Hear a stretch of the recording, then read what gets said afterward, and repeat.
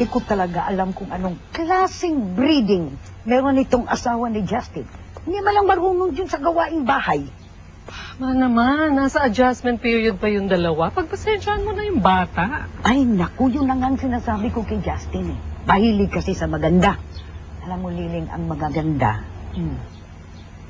kadalasan, puro kaartehan lang sa katawan. Walang alam dyan sa ginagawa sa bahay. Mabuti nga ikaw, Lilin eh. Hindi nga masyadong kagandahan yung pinakasalan ka ni Lorenzo. May sasabihin ka?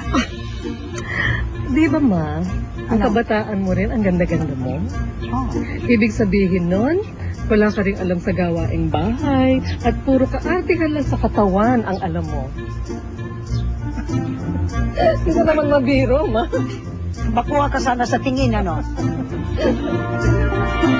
Kasi, no?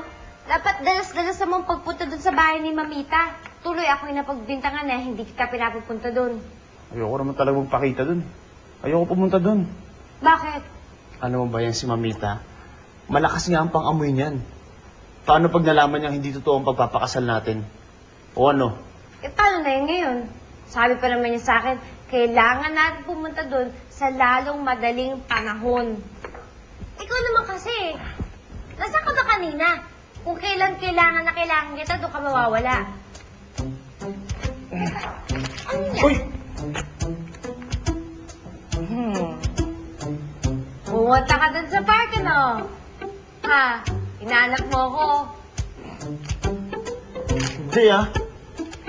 Kung makita hahanapin dun, ba't di ba ako pwede pumunta ng park na gusto ko lang pumunta dun?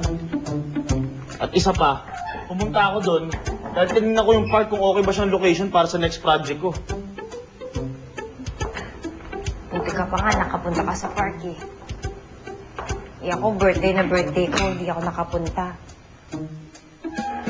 Teka, sumama ka sa akin. Teka! Halika na, sumama ka na. Tara na, huwag ka na maraming tanong. Tara. Saan pupunta? Basta huwag ka maraming. Kailangan eh. Talagang hindi na tayo naalaala, nakalimutan na tayo sapagkat sikat na siya, meron na siyang asawa, si Olvido de la Familia, ya no quiere venir a visitarnos. Sige, pupunta kami ni Jessie dyan mamayang gabi. Ano yung surprise? Anong surprise po? Meron po ko hinandang sorpresa sa inyo. May tatlong bear sa loob ng isang bahay. Si Papa Bear, si Mama Bear, si Baby Bear. Sorry, RC, wala si Justin dito. Alam mo na, bagong kasal, galing sa honeymoon, pagod. At sana hindi lang siya iwan ng babae ulit. Iniwan ni Justin si Justin. So, ibig sabihin, hindi pa yan natutulog ang intriga. Kaya kailangan ko na naman kumuda-kuda 24 oras.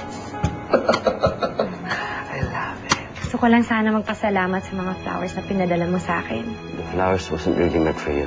Ay, Para kay Jessie. Hindi kita kayang mahalin tulad ng gusto mo. Kapatid lang ang tuwan ko sa'yo. Kaya please lang, huwag ka na umasa.